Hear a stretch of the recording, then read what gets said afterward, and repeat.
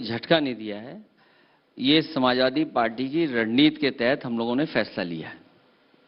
9 सीटों पर उपचुनाव किन मुद्दों पर होने जा रहे हैं? जो बाई इलेक्शन होने जा रहे हैं, सरकार अगर बेईमानी नहीं करेगी और जिस तरीके से पहले दिन से ये उत्तर प्रदेश के लोग जानते हैं, बीएलओ से लेकर के चुनाव से जितने भी संबंधित अधिकारी हैं, बीजेपी ने अपनी तरीके से पोस्टिंग दी है। और जिस प्रदेश के मुख्यमंत्री ये कहते हों कि इसको रामपुर बना देंगे, कई मंचों से उन्होंने ये कहा हो, और फिर जो नारा निकल करके आया है, देश के इतिहास में इससे खराब, इससे नेगेटिव नारा किसी पॉलिटिकल पार्टी ने नहीं दिया होगा जो नारा भारतीय जनता पार्टी ने अभी हाल में दिया है। बटेंगे तो कटेंगे, ये जो नारा है पॉलिटिकल हिस्ट्री का सबसे खराब नारा है और नेगेटिव नारा है। ये वो लोग हैं जो कमजोर दिखाई दे रहे हैं, वो नारा दे रहे हैं, और कहीं ना कहीं उनको ये लगता है कि अब सरकार उनकी रक्षा नहीं कर सकती है, अब रक्षा आपको स्वयं करना पड़ेगा। और सच्चाई तो ये है कि पीडीए की एकता को लेकर के ये घबराए हुए हैं, डरे हुए हैं, इसी की वजह से ऐसा नारा दे रहे हैं।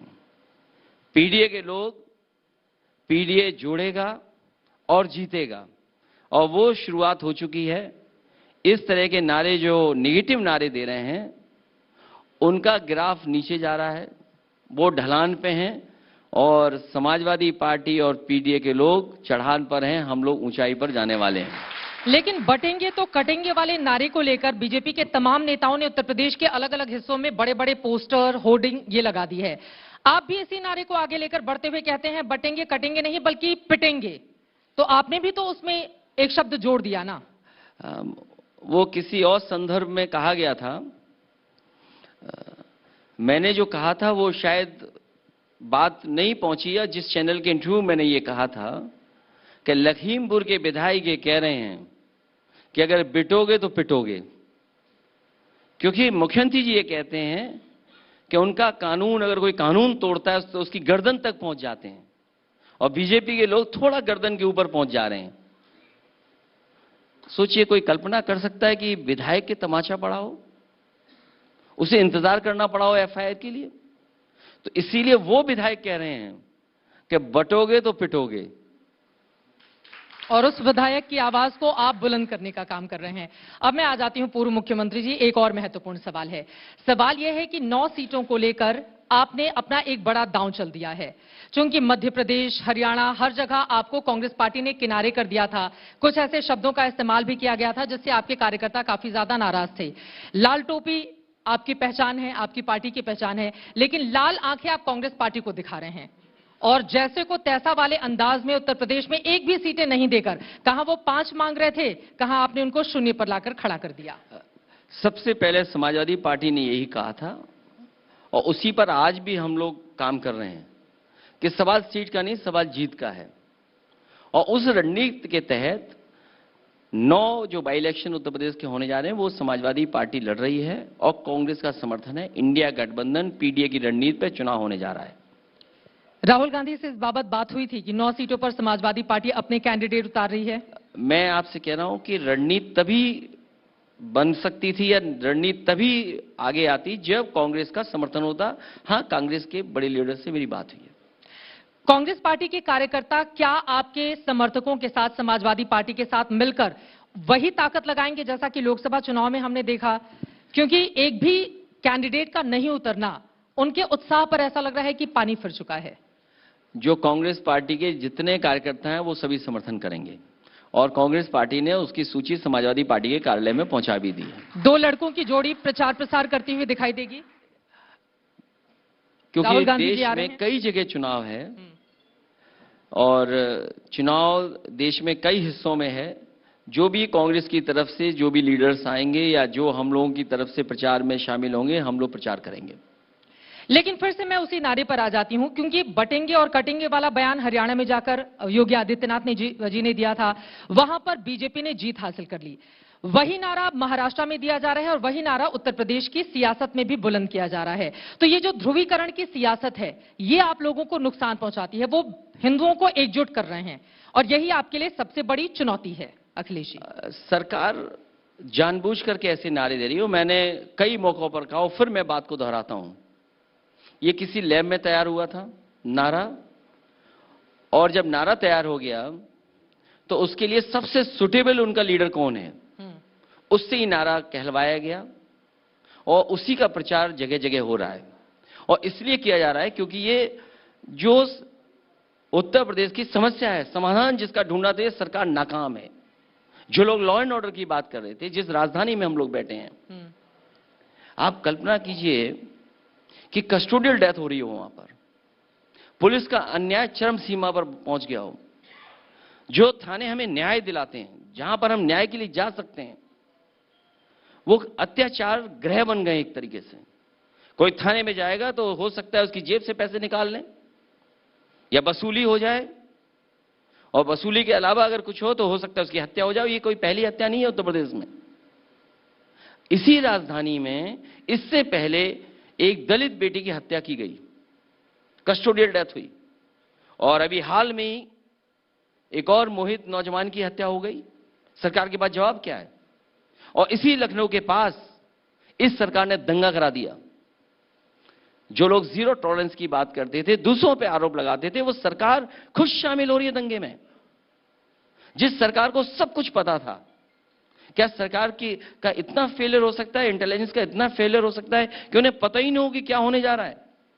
कभी भी प्रोसेशन निकलता है, थाने स्तर पे बैठक होती है, लीडर्स के बीच में बैठक होती है, रूट तय होता है, उसके बाद बहराइच में घटना हो गई, राजधानी में तो हुई कस्टोडियल डेथ, अभी जौनपुर में रुकने का नाम नहीं ले रहे। एक बिन समाज के नौजवान की हत्या कर दी पुलिस ने, पीट पीट करके हत्या कर दी। और केवल यही नहीं, उत्तर प्रदेश में मुरादाबाद हो, मेरठ हो, कई जिलों से लगातार सूचनाएं आती हैं, समाजवादी पार्टी के लोग पहुंचते हैं, उन परिवारों की मदद करते हैं। इसलिए ये बातें मैं कह रहा हूं, क्या सरकार के पास जवाब है कस्टोडियल डेथ के लेकर के? और फिर जो लोग ये कहते हो कि कानून व्यवस्था हमारी बेहतर है, जीरो टॉलरेंस है, मंगेश की हत्या कर दी आपने, और उस हत्या की बैलेंस के लिए आपने क्या किया?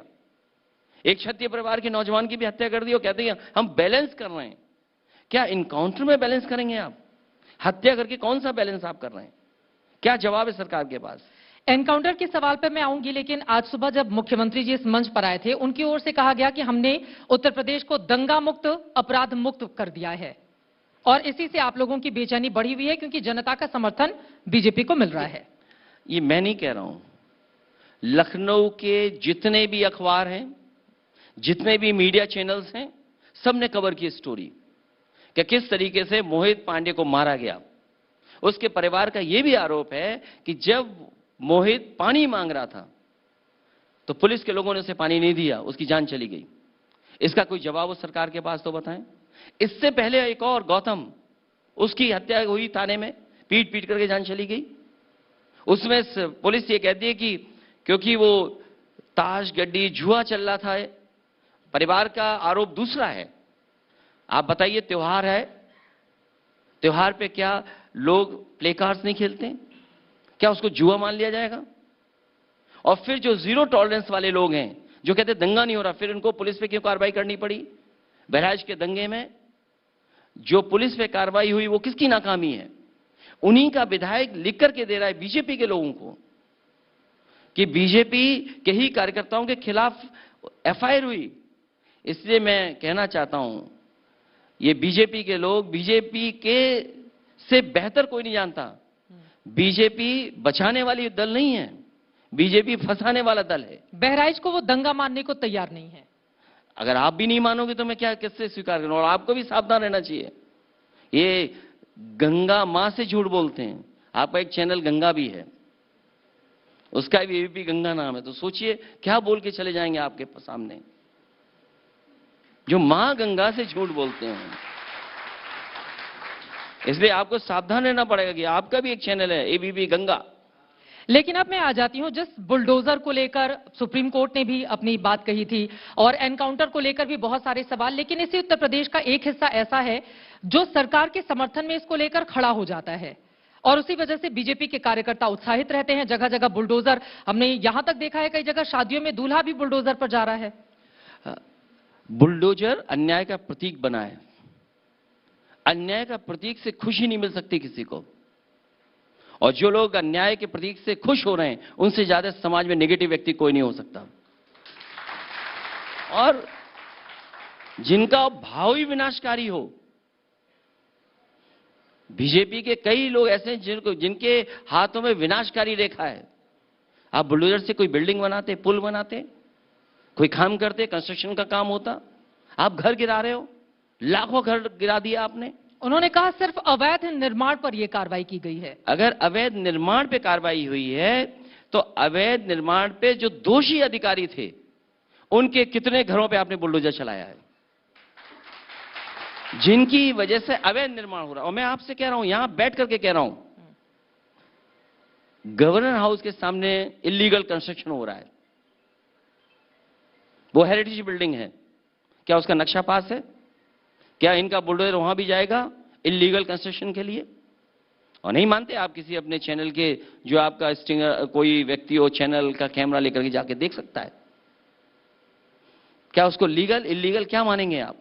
आप तो ये भी कहते हैं मुख्यमंत्री आवास का भी नक्शा पास नहीं है। अगर नक्शा पास हो तो नक्शा दिखा दे। एलडीए ने पास किया कि नगर निगम ने पास किया है? मुख्यमंत्री आवास का भी नक्शा पास नहीं है। मैं तो कह रहा हूं ना, सरकार के लोग नक्शा दिखा दें उसका।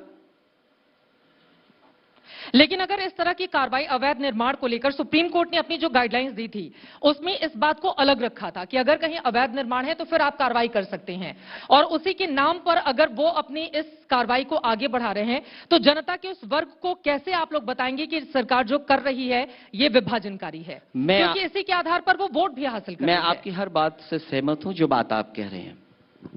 एलडीए में या जितनी भी डेवलपमेंट अथॉरिटीज हैं उनमें सब में सूची बनी हुई है कि इलीगल कंस्ट्रक्शन कहां कहां हुआ है। उन सूची के तहत आप क्यों नहीं घर गिरा रहे किसी का? एलडीए में होगी सूची, या जितनी भी डेवलपमेंट अथॉरिटीज है उनमें सूची है। और मैंने तो आपसे कहा गवर्नर हाउस के सामने इलीगल कंस्ट्रक्शन हो रहा है, क्या उसका नक्शा पास है? और फिर जिसने इलीगल कराया है क्या उन अधिकारियों के खिलाफ कार्रवाई हो रही है? क्या उन अधिकारियों के खिलाफ कार्रवाई होगी? लेकिन यहां पर मुख्यमंत्री जी बड़े बड़े दावे करके गए हैं। उनकी ओर से एक तरफ कानून प्रशासन को लेकर अपनी पीठ थपथपाई जा रही है, $1 ट्रिलियन इकोनॉमी उत्तर प्रदेश की बनाने को लेकर भी उन्होंने यहां से हुंकार भरी है। एक बात मैं कह दूं आपसे, जिस प्रदेश के पास अपना परमानेंट डीजीपी ना हो, कार्यकारी डीजीपी हो, कई बैचों के जो जिम्मेदार अधिकारी हैं जो सेवा देना चाहते हैं, निष्पक्ष काम करना चाहते हैं, उनके चेहरों के भाव पढ़ लीजिए आप। आईपीएस लोगों के कितने आईपीएस लोग रह गए जो उस स्थान पर नहीं पहुंच पाएंगे? इसका जवाब किसके पास है? और फिर जहां तक $1 ट्रिलियन इकोनॉमी की बात है, आप सरकार ने बोल दिया, आपने स्वीकार कर लिया। क्या ग्रोथ रेट कितनी होनी चाहिए? मैंने सुना कि उन्होंने कहा कि 64,000 एकड़ जमीन उन्होंने क्लियर कराई है माफियाओं से, अवैध कब्जे थे जी। 64,000 एकड़, इसका डेटा कहां है? अगर आप कहते हैं पोर्टल से सुविधाएं मिल रही हैं तो आप बताएंगे ना 64,000 एकड़ जो जमीन आपने खाली कराई जिसमें इंडस्ट्री लग रही है, उसका डेटा कहां है? और फिर आज का ये अखबार उठा करके देख लीजिए आप, इनको अपनी योजनाओं को जमीन पर पहुंचाने के लिए, जो अभी पहुंचनी नहीं है, वो जमीन केवल हवा में है, उसके लिए जो समाजवादी सरकार में जिस काम के लिए वो जमीन चिन्हित थी उस जमीन पर योजना लेकर के जा रहे हैं। प्रयागराज में और आगरा में अगर इनके पास 64,000 एकड़ जमीन एकड़ खाली थी तो वहां पर इंडस्ट्री क्यों नहीं लग रही है? और जिस इंडस्ट्री लगाने की बात की है, कितनी इंडस्ट्री वहां पर लग गई है? मुख्यमंत्री ने इसी मंच से इस बात का दावा किया है कि पहले दंगों से भरा हुआ प्रदेश होता था और जब से हमारी सरकार बनी है यहां पर बहुत ज्यादा निवेश आए हैं। बोलने में सरकार कुछ भी बोल सकती है, मैं भी कुछ भी दावा कर सकता हूं। मुझे उम्मीद है एबीपी न्यूज चैनल उस बात की निष्पक्ष जांच कर करके क्या क्या जमीन पर उतरा है उस पर जरूर कोई ना कोई कार्यक्रम चलाएंगे। ठीक है। और इसके पहले की निवेश आया होता तो कहीं ना कहीं कारखाना लगता हुआ नजर आना चाहिए था। मैंने आपसे कहा ना कि जो मां गंगा से झूठ बोल सकते हैं वो किसी से भी झूठ बोल सकते हैं। दावा सरकार ने क्या किया कि गंगा एक्सप्रेसवे कुंभ के मेले तक तैयार हो जाएगा, उसका कैरिज वे तैयार हो जाएगा। गंगा एक्सप्रेसवे कितना काम हो गया है सरकार बताए, कितना बन गया है। और फिर जो निवेश की बात कर रहे हैं, अगर निवेश आया होता है $1 ट्रिलियन का जो सपना दिखा रहे हैं, ये 1 ट्रिलियन इसलिए बोल रहे हैं, जीरो टॉलरेंस इसलिए बोल रहे हैं, zero tolerance corruption, zero tolerance law and order इसलिए बोल रहे हैं कि अंग्रेजी की बात आम आदमी न समझ पाए। $1 ट्रिलियन इकोनॉमी तब होगी जब हमारे किसान की आय दोगुनी हो जाएगी। कितने किसानों की आय दोगुनी हो गई? आपने एग्रीकल्चर इंफ्रास्ट्रक्चर के लिए क्या काम किया है? ठीक है, सरकार के नुमाइंदे जैसे जैसे आगे हमारे साथ सेशन में जुड़ेंगे उनसे मैं इस सवाल का जवाब जरूर लूंगी। लेकिन आपको उत्तर प्रदेश से लेकर दूसरे राज्यों में हम जाएं उसके पहले अयोध्या को लेकर बड़े उत्साहित हैं अखिलेश यादव जी। अवधेश प्रसाद जी को बिल्कुल आपने पोस्टर बॉय बना दिया है, जहां रहेंगे साथ लेकर, जहां जाएंगे साथ लेकर, संसद भवन में भी बगल में बिठाएंगे। तो अयोध्या ने और ये जो 37 सीटें समाजवादी पार्टी को मिली हैं लोकसभा में, उसने एक अलग तरह की ऊर्जा आप लोगों के भीतर भर दी है। लग रहा है कि वो आगे आने वाले दिनों में भी उसका असर दिखेगा। मैं उत्तर प्रदेश की जनता का धन्यवाद देना चाहता हूं कि इंडिया गठबंधन और पीडीए की रणनीति को उन्होंने सबसे ज्यादा सीट जिताने का काम किया। अयोध्या की जीत बड़ी है, अयोध्या के साथ साथ कई और लोकसभाओं की भी जीत बड़ी है। बीजेपी को इस बार की चिंता करनी चाहिए कि जहां प्रधानमंत्री ज्यादा वोटों से जीतते थे, कम वोटों से क्यों जीते? हार तो जीत में भी है, मतलब जीते भी हैं लेकिन हारे भी हैं वोट से। और अयोध्या का जहां तक सवाल है, जो लोग ये कहते हैं कि समाजवादी पार्टी के जीतने के बाद विकास रुक गया है, मैं आपको भरोसा दिलाता हूं कि जिस तरीके से वर्ल्ड क्लास इंफ्रास्ट्रक्चर या बिल्डिंग समाजवादियों ने बनाई हैं, उससे कई गुना बेहतर काम अयोध्या में समाजवादी लोग कर करके दिखाएंगे, क्योंकि समाजवादियों का सम्मान अयोध्या की जनता ने बहुत बढ़ाने का काम किया है। अब बीजेपी के नेता यहीं से पूछ रहे थे आपसे खास तौर से कि अयोध्या में जाकर राम मंदिर में आपने दर्शन नहीं किए हैं अब तक।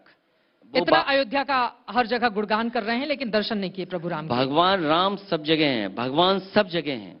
और जो बात मैंने पहले कही वही मैं फिर कहता हूं कि हम भगवान जब बुलाएंगे तो अपने आप भाग करके दौड़ कर ही चले जाएंगे। चलिए अब मैं आपको लेकर चलती हूं हरियाणा। देखिए वहां पर कांग्रेस पार्टी की जो स्थिति रही, पहले लगता था, एग्जिट पोल के आंकड़ों ने भी बताया था कि वो किस तरह से क्लीन स्वीप कर रही है और बाद में उसको हार का सामना करना पड़ा। कांग्रेस पार्टी की इस हार के पीछे बड़ी वजह क्या देखते हैं अखिलेश यादव? आपने जो मंत्र उत्तर प्रदेश में लागू किया था 2024 में, क्या वो मंत्र कांग्रेस पार्टी के नेताओं को हरियाणा के लिए नहीं दिया गया? मैं कोई समीक्षा नहीं कर सकता हूं। मुझे उम्मीद है कांग्रेस पार्टी ने, उनके सहयोगी लोगों ने हारने के बाद अपनी समीक्षा जरूर की होगी। कुछ तो समझ में आया होगा, इंडिया गठबंधन के आप हिस्सा हैं, सलाह तो दी होगी। मैंने तो जो समर्थन देना था मैंने समर्थन दिया था। जब चुनाव में नहीं लड़ा और हमारी पार्टी चुनाव में नहीं लड़ी तो मैंने समर्थन इंडिया गठबंधन को वहां दिया था। महाराष्ट्र लेकर चलते हैं। यहां पर आपको लगातार कांग्रेस पार्टी से चिरौरी करनी पड़ी, जो खासतौर से पूर्वांचल में जिस शब्द का इस्तेमाल किया कि दे दो भैया, 5 दे दो नहीं तो 25 पे लड़ेंगे। अभी की स्थिति क्या है आपके लिए? समाजवादी पार्टी कभी इस तरह का तर्क नहीं रखती। समाजवादी पार्टी ने हर बार यही कहा है कि सवाल सीट का नहीं जीत का है। और आप देखिएगा जब परिणाम आएगा तो परसेंटेज में सबसे अच्छी जीत समाजवादियों की दिखाई देगी आपको।